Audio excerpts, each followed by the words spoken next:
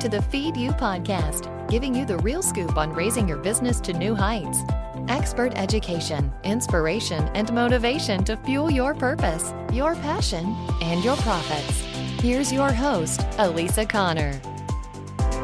Hello, and welcome to the Feed You podcast. I'm Elisa Connor. I'm your host, and I'm so grateful you guys are here. This week, we are talking about the biggest mistakes that small businesses make when starting or running their business. And this came about over the weekend, actually, because I've been doing some I want to say major spring cleaning, but now it's summer, so it's not really spring cleaning. But I've been doing some cleaning. I don't know if it was like motivated because we were home so much with COVID or what, but I've kind of been on this ramp of cleaning out every closet, every room, and just going a little bit crazy with it. I think my family's a little bit nuts over it. So anyway, we had gotten a lot done for my son's graduation party that went really well. And then there was just a couple things that didn't get taken care of. And we have a couple of bigger filing cabinets, and I'm really trying to go paperless with almost everything that we have. And so I was like, we got to clean those out and find a shred-a-thon, because we had like some business documents that needed to be done and tax returns and stuff. And I just didn't want to do it with a shredder. That takes forever. And so I'd found this cool shred-a-thon, and they were, it was a free opportunity to go get your shredding done if you donated food for one of the local food banks. And I'm like, okay, no problem. We can do that. And so anyway, as we were going through this file cabinet, I was like realizing all of the different things that I've done business-wise. And I was like, holy cow, I've been doing this forever. What have I done with my life? And I don't know if you guys ever have those epiphanies where you're just like, what have I been doing with my life? And time goes by really fast. But as I was going through that paperwork, I was like, oh my gosh, all these things that I've learned that I forgot that I learned. And I think as entrepreneurs, we, and business owners, we, jump into this unknown, and we think we should have it all figured out. We think we should have like everything. We should know everything because we've done this, we've worked here, we've worked in corporate, we've done whatever it is to gain experience. So we should obviously have all this figured out. And what we don't realize is that there's no playbook, there's no handbook, there's no course on how to be an entrepreneur. And a lot of times we beat ourselves up because of what we don't know. And so I put together this week's episode, to talk about some of the biggest mistakes that small business owners make, but that I have made. And I can tell you I've made almost every single one of these on here.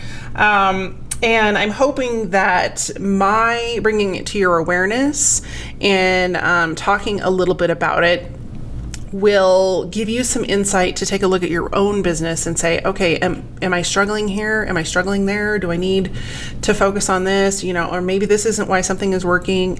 And these are pretty high level mistakes that people make, and then they get stuck and they can't move forward, and they're not at the level they want to be income wise, freedom wise, and all those different things. So let's hop into it. I pulled together 10, and we should get through them pretty quickly. But they're all, like I said, they're all mistakes that I made in the past, or that, some of them, to be honest, I still struggle with. And so when I get to those, I'll let you know what that looks like. So number one, and this is one that I see often, and the saying, the riches are in the niches, or I don't know if you're saying niche or niche, but I like niche. Riches are in the niches is really true. But you can't determine who your niche is if you aren't even aware of who your audience is. And I know a lot of people struggle with this, and they think they know who their audience is, but it's so broad that they will not be able to focus in on who those people are. And so the more you can learn about your audience, the more specific everything you do becomes. And I just worked with a client who's super bright, super smart, really with it, does her homework. We're still working together. But she really thought she knew her audience. And when it came down to it, she has multiple program offerings that all apply to different audiences. And so if you have one message that is, say, about one of her topics is leadership. And so she had an audience that she was building around leadership. Well, then when she decided to offer a new offering, which was kind of a shift to work with the people that are being affected by COVID, that audience didn't want the leadership. They're not ready for the leadership piece of it. They will be eventually, but they're not ready for it. And so if we would have taken that messaging and gone after the new audience, or the audience that needs that career information, they would have tuned right out. Just like, if you're looking for a minivan, you need to go buy a minivan because you've got kids, or you need to have a way to carry a bunch of people, and you keep seeing car ads for little 2-seater sports cars, you're going to ignore those because you're not looking for that. You're looking for a full-size car. And so when we create our messaging, we need to make sure that we are talking to the people that want to hear it, but also that we want to attract, because you're not going to attract everyone. And so if you don't define who your audience is, and you don't get clear on who that is and who you're talking to and who you want to attract, you just won't. Oh my gosh, so many businesses have I done this with that I have not, that I did not do this early in the day.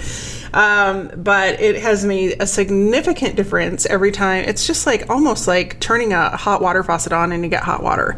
When you get really clear on who that audience is and how you're talking to them, and if you have specific audiences for different pieces of your business and create messaging around those audiences, you are going to find success so much quicker. It makes you stand out in the marketplace. It makes it obvious to the people that you're talking to them. And it makes it really easy for you to connect with them right out the gate. You don't have to work so hard to make that connection. So if you haven't defined your audience, or you don't know who that is, I actually have a great cheat sheet on my website that will help you kind of iron that out. You can find it at elisaconnor.com/ideal client. And that will get you started in the right direction. So that's mistake number 1. Mistake number 2 is that everybody jumps on every piece of social media and they spend way too much time, money, and effort getting on social media with no plan. They're like, nope, I got to be on Facebook. We have some friends that just opened a brewery and they're like, yeah, we got on Facebook. And I'm like, that's great. But how are you monetizing that? How are you moving people from there to becoming repeat customers? And they didn't have an answer. They're like, I don't know, we're just going to put stuff out there. And I'm like, that's great. But what happens when Facebook changes their mind next month and they're going to start charging you to post on there? Because if you don't believe they will change their mind, all you need to do is go back and look at history. They change their mind regularly, and they are getting more and more I don't want to say challenging, but kind of. It's more and more challenging as a business to try and get your information in front of the people you need to. 1, for free, and 2, even with paid advertising, because there's so many ads on Facebook. Now you're having to vie for time on there to get in front of your people. But you can't just willy-nilly social media anymore. You've got to have a plan, and you have to know, how you're implementing that. And so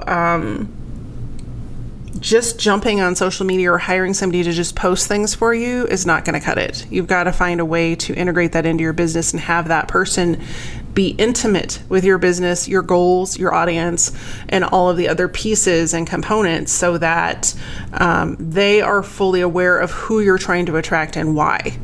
So that's number 2, is don't just jump into social media and spend a bunch of time there and build an audience, because if you don't have a place to send them, or you don't have a way that you're moving them forward in your sales funnel, it's a waste of your time and money. I know people are just like, oh, I want to go get 5,000 likes on my page. I'm like, that's great, but if you're not selling those people something, or those 5,000 people aren't going to be interested in what you're selling, you're wasting your money, your time, your energy. So just don't bother. Mistake number 3 is that they're spending money on the wrong things. And so many people, and I've fallen into this too, I've spent thousands of dollars investing with people that I thought were going to give me the answer to how to start a business, grow a business, create a business, you name it. And I know many other people, including clients that I have done the same thing. They've invested in marketing companies, they've invested in different networking groups, all these different things. But the reality is that they wanted a solution that those people could not give them because they hadn't done the work to figure out what it was they actually needed. And so, or they were, and people are really good at selling. And I am always shocked and amazed. A lot of times, like, here's like one of my secret, I don't know what you would call it, vices. It's like a lot of times I will go and sign up for somebody's program just because I want to see what's in there. And I go in there and I'm like, oh my God, this is crap. And people will pay so much money for it. And I'm just like, this isn't going to get them anything. And I think that, as we move forward through, the digital age, as we're going to call it, or, people are smart. They're getting smarter. And so if you're going to put crap out there, people aren't going to buy it. You need to really think about what it is that people do want and then give them that. So, whatever it is, like, don't... So I don't know how I got off on this tangent, but number 3 is that you don't want to just spend money to spend money. And most of the time, the people that are going to be, and there are some really great coaches out there, there's some really great programs out there, but there's a lot of work you got to do on your own to figure out if that program is going to work for your business. Because if you haven't even figured out what you're going to sell, who you're going to sell it to, or how much it's going to cost, or, do you have the experience? Do you have any of that stuff? Is it going to work? Do people want it? Like, these are basic questions. If you don't have those answered and you go and invest, $15,000, $20,000, $30,000 in a program, that program, no matter how good it is, isn't going to work because you haven't done the groundwork. And I have worked with now 3 multi-million-dollar companies that have had, their clients. I've gotten to work with their clients, and they've come in, and I know what these people pay to be in these programs, and I'm just looking at them going, why did you spend all this money? Because this is a good program, but you're not ready for this program. You don't even have a product yet. And so I'm getting ahead of myself because that's something that we're going to talk about a little bit further down, but don't just jump on a program because it sounds good and it's, with somebody that is, apparently, that is giving you the appearance that they have the answer to what you want. You really got to do some soul searching and some deep business digging to make sure that you are ready for that program, and that program is actually something you can plug into where you are now. And I'm always shocked that people invest in programs without doing a little bit of research. Even if you don't have to have tons and tons of testimonials to be able to work with people, but you do have to have results you can show people. And those results will vary depending on what you're providing to clients. But, so I didn't add that to the list, but I'm going to add that in here. So that's going to be number 3.5, which is like, people don't get testimonials for their work. They forget about it, and then it falls through the cracks, and then they go back and people can't remember.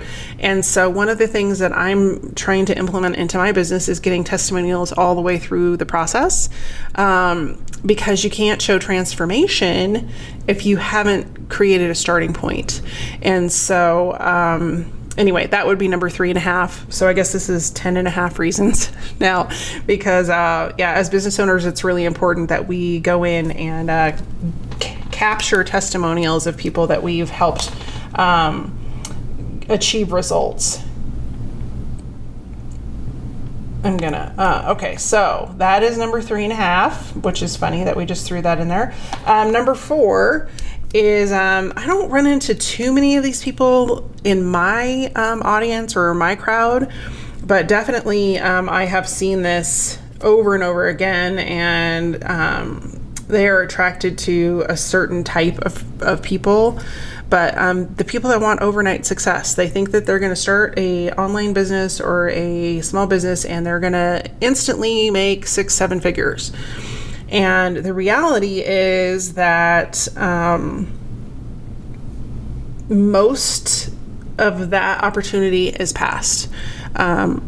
To create a business takes time, and it takes thinking outside the box.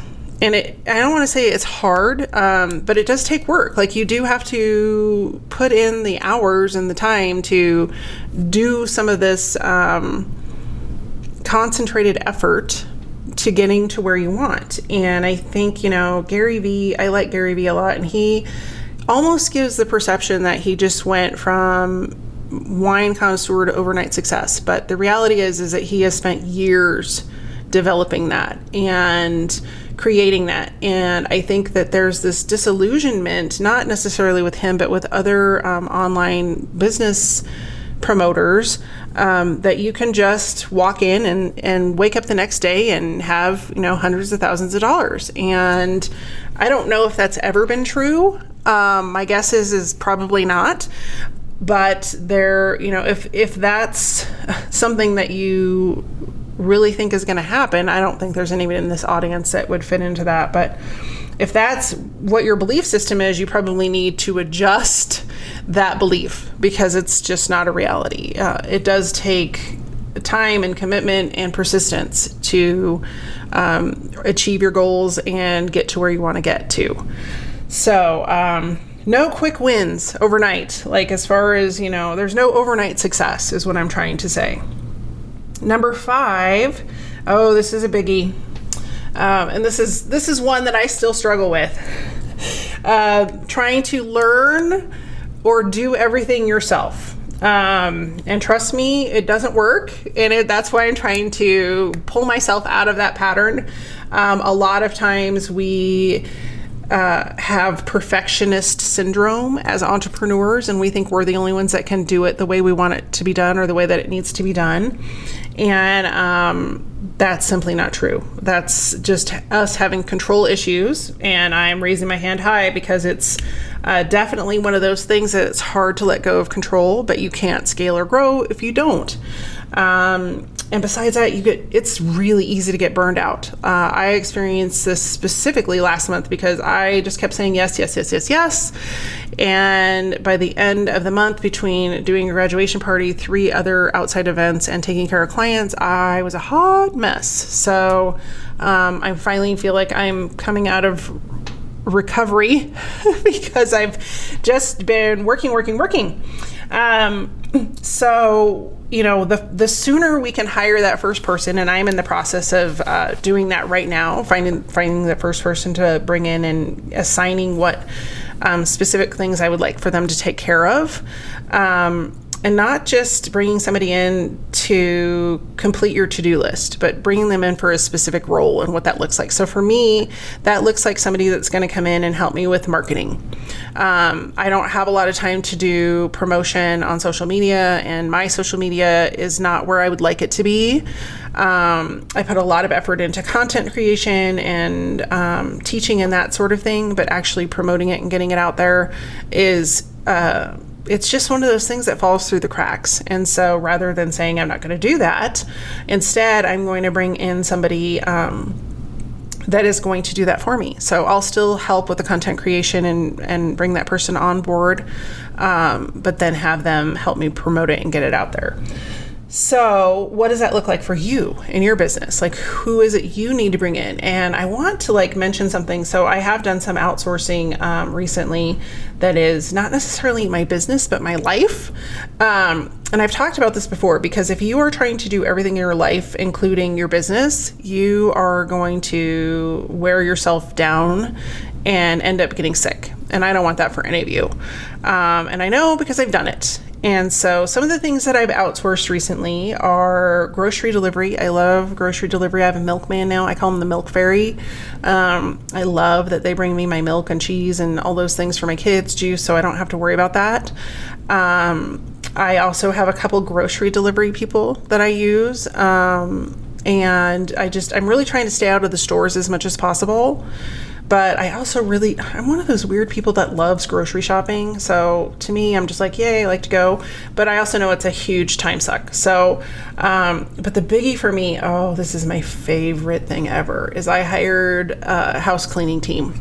And my favorite thing about having a house cleaning team is that my whole house is clean at the same time. And that never happens, because with 3 boys, 3 teenagers, it's just a miracle if things are clean at all, ever. So, but I also, this is a lesson for me to, what am I? I'm not somebody that likes to complain. And so I have to have a talk with my cleaning team, because there's a couple things that were not done satisfactorily last time. And although I really like them, I'm paying them to do something, and it needs to be done a specific way. So now it's up to me to communicate that to them. And so often when we bring on a team, we're afraid, or we, don't think that they can take care of it the way we want it to be taken care of. But sometimes it comes down to just communicating that. So I wanted to throw that in there. Because a lot of times, we'll be like, no, we'll just do it ourselves. And then we do it, and then they are sitting there going, I don't know why you redid it. I thought it was fine, but we haven't communicated that it wasn't fine and why it wasn't fine, and what those expectations are. So anyway, so that is number 5, is trying to do everything ourselves. So the sooner you can give part of that away, the more time you free up to do the things that you want to do and that you're good at. This is a biggie. Number 6. I work with a lot of people that have come out of corporate or the professional business world. And a lot of times when you jump from corporate into owning your own business, you come with a very corporate mindset. And that's not necessarily a bad thing if you're in corporate and you want to stay there. But when you're in corporate, you have an accounting department, you have a marketing department, you have a sales department, you have a production department, you have a human resources department, all of those things. When you're an entrepreneur, you are all of those things.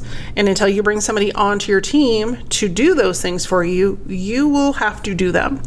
And it's difficult often for people to step out of the corporate mindset of that's all going to be taken care of. And I can tell you, I fell into this trap. I'm a smart cookie, and I knew all of the different pieces that I could do. And I could figure out a lot of things. I mean, I've done the HR, I've done the accounting, I've done the tax reports, I've done marketing, I've done the sales, you name it, through all of my different business opportunities. But I did not walk out of corporate knowing any of those things. And I think the biggest one that entrepreneurs and small business owners struggle with is sales. And we're going to jump into that a little bit further down, but there's no sales team. You're it. And so if you are afraid to sell, if you're afraid to get out there and start selling your product and talking about your product and talking about what you do, you're going to struggle. You're going to struggle to make money. You're going to struggle to move forward. And all the marketing in the world isn't going to help you if you can't sell a product.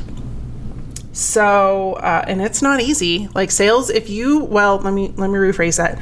Sales can be as hard as you make it. And it's really a mindset shift. And it's one that will play tricks with your brain. I grew up selling, and I went to a Catholic school. I went to a Catholic elementary school, and you pretty much had to fundraise for everything, including toilet paper. And so I got really good at selling really early. But it still can trip you up. And so stepping out of that corporate mindset of it's going to be taken care of by someone else, and realizing that you are responsible for this business, you are responsible for the success or failure of that business, is really important. And subconsciously, we can sabotage ourselves. We may think that we're taking control of everything, but if we really step back and look, there's usually a gaping hole as to why we don't have business, or we're not making the money we want to make. And it's sad to me and I've had 2 or 3 close friends that have started out on their own and done, some consulting work or started to have their own agencies or whatever. And they end up going back to corporate and they're miserable because they don't think they can make it. And so the reality is they were probably waiting for the magic corporate fairy to come and do the work to grow their business. And I don't want that for you. I want you to be aware, because when you're aware of what you need to do, you can make the shifts to make changes so that you can be successful. So that's number 6. Number 7 is, this is a big one. People do not have an offer, or they have not created an offer to sell that people actually want to buy. And we spend a lot of time creating offers and creating lead magnets and doing all these things. But if we go back to number 1, you don't know who your audience is, and you're creating a product without having an audience or knowing if that audience wants it. You're putting a lot of time and effort into something that is wasted. It's just wasted. People buy really for one reason. It's because they have a problem and they want it solved. And I don't care if it's something as goofy as spray on hair. Like, you know what? That guy wants hair. And if you can give him spray on hair and he likes it, he's going to buy it. Or if it's, something more complex, like I'm trying to think of something more complex, like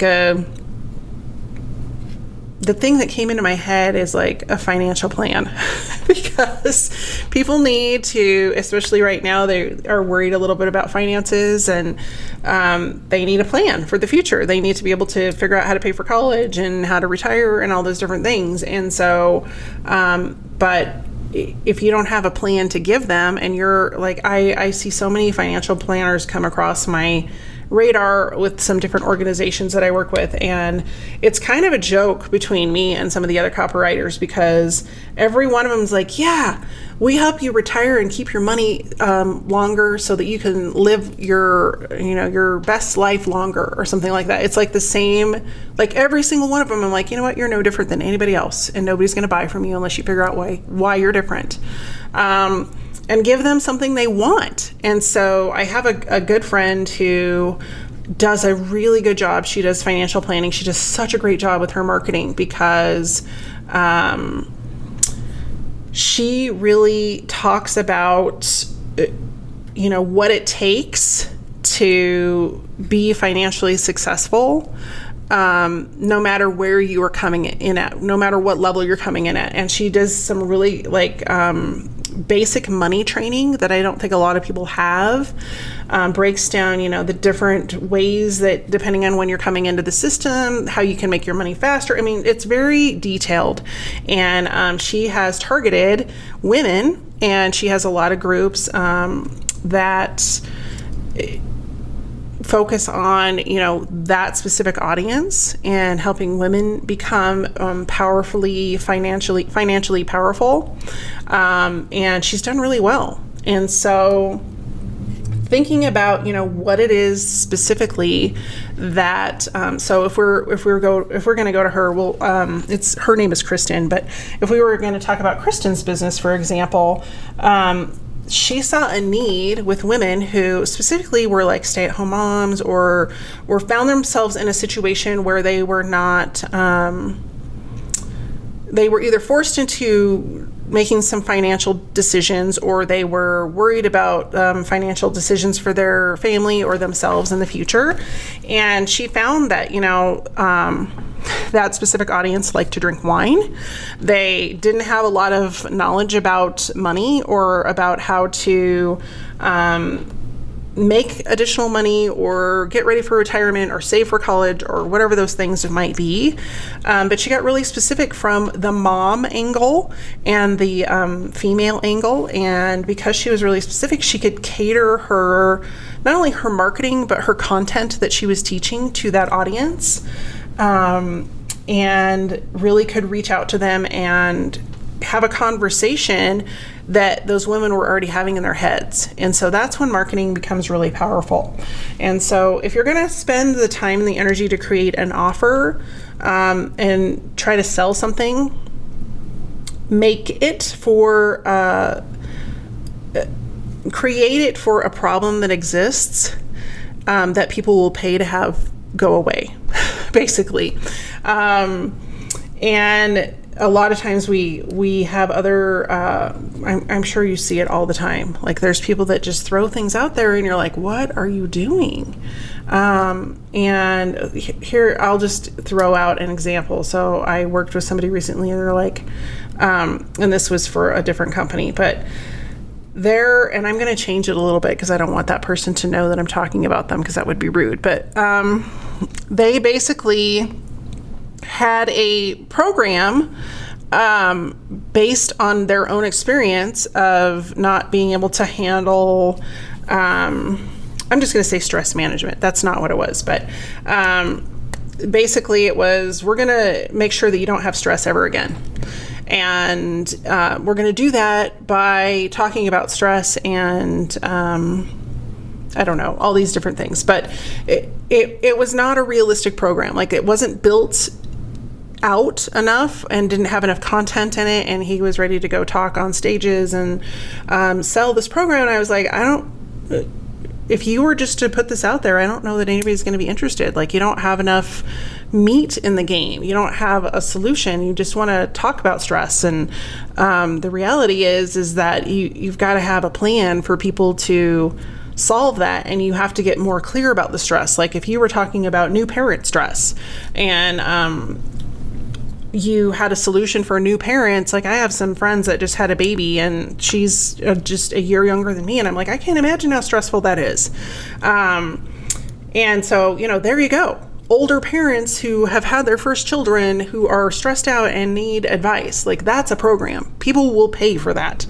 The 5 things you need to do as an older parent to make sure that you're keeping your sanity, not stressed out, maintaining your relationships, all the different things. And I think it would be really difficult to have a child that late in life, because you've spent so much time not having a child. I just think it would be really hard. I haven't gone through that experience, so I don't know. But that would completely upend your world. And so I think having a program that's really specific to that problem would do really well, because my guess is there's probably many people that are, over 40 or over 45 that struggle with that. I would not be the person to create that program because I haven't lived through that. But my guess is that there are people that have, and they have some good tips and some good advice. And there could be many different ways that they could monetize that and create a solution. But just, waking up one day and going, hey, I'm going to help people organize their notebook. Like that's what? Nobody wants that. Like there's no need for that. People aren't asking for that. And that's where people get into trouble, is they have these great brainstorms and ideas, but they don't go out and do the research to realize that people don't want that solution. They're not going to pay for that. And so doing your research on that and figuring out what that problem is really, really important. And it's a trap that almost every business owner will fall into at one time or another.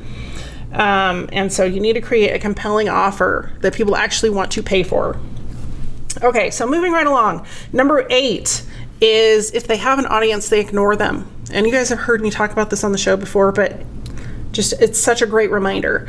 If you have an audience, I don't care if it's 5 people or 500 people, and you just build the audience and let them sit there, and then you don't email them, you don't stay in contact on social media, you get busy with work, whatever that looks like. If you aren't in front of them, they're not going to remain an audience. They're just not. It's like, and I love to use restaurants as an example.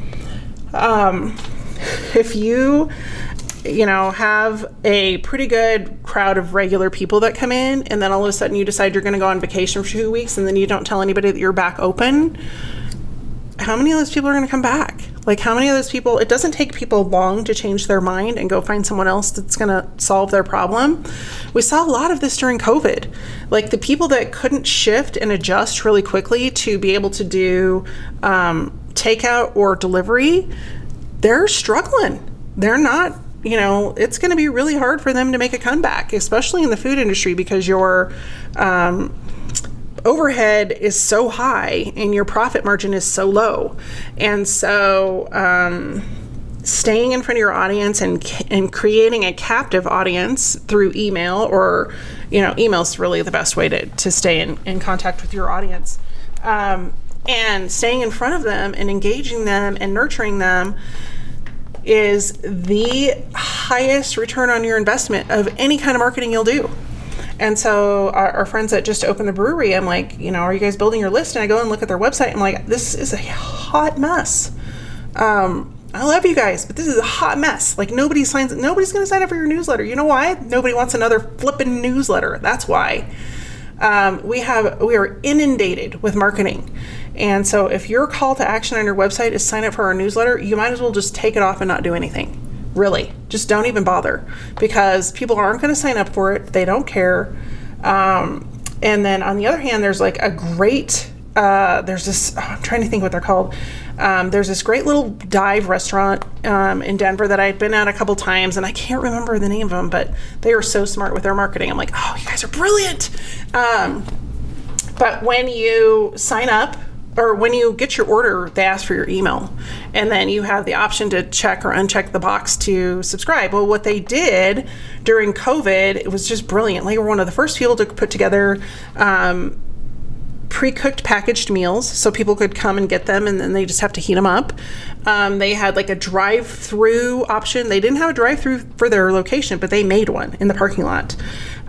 They constantly were sending out like little blips and updates about things that were going on, and they stayed in front of their audience with their email consistently every week, and they've continued to do it. Now, were they doing that ahead of time? Not as much. I mean, you probably would hear from them once a month, but they really stepped it up.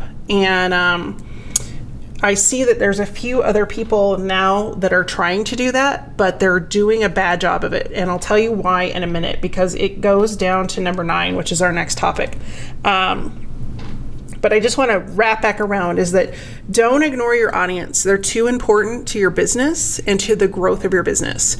And so if you're going to put the time and effort into building an audience, make sure you love on them all the time. Stay in front of them, give them value, and then when you are ready to present that offer that you create, they are ready and primed and waiting. So what they're doing wrong with their email, number 9, the people that are trying to jump on the bandwagon now, and they, maybe they got a few email lists or emails from orders or whatever. 1, they didn't ask permission to email me anything other than my order information. And 2, every email I get from them is about selling their stuff. And people don't want to be bombarded with sales information all the time. They just don't. That's not building an audience. That's pushing your crap in front of them. It's no worse. It's no better than walking down the mall and walking by all those like kiosks in the middle of the aisle. And they're always like, here, have a sample. And you're like, I don't want your freaking sample. I just don't want it. And so this is a twofold thing here. So selling too soon to your audience, like you haven't earned the right to sell to them, is on one shoe. And then you've got the people that never sell. And I would have fallen into that category. I still am not as good at it as I would like to be, but I'm working on it. And so, as I said from the beginning, I've done a lot of these. I haven't done all of them, but I've done a lot of these, or I've had the experiences over time. But not selling at all is not good either. So delivering value, and then never having it go anywhere. You're just creating content and you're like, what am I doing? Why do I do this every day? I'm not making any money, because you haven't sold them. And some of that can go back to not having a compelling offer to give them. And some of that can just be that you're afraid to sell. And so we've got to recognize what that is in ourselves and then handle it, because we're big girls, big boys, and we got to pull up our britches and do what we need to do. So number 9 is you either sell too soon or not at all. Okay, we're getting to the last one and we're going to wrap it up. This episode got a little longer than I had hoped, but this is an important one. So number 10 is you don't have a customer service policy or process in place.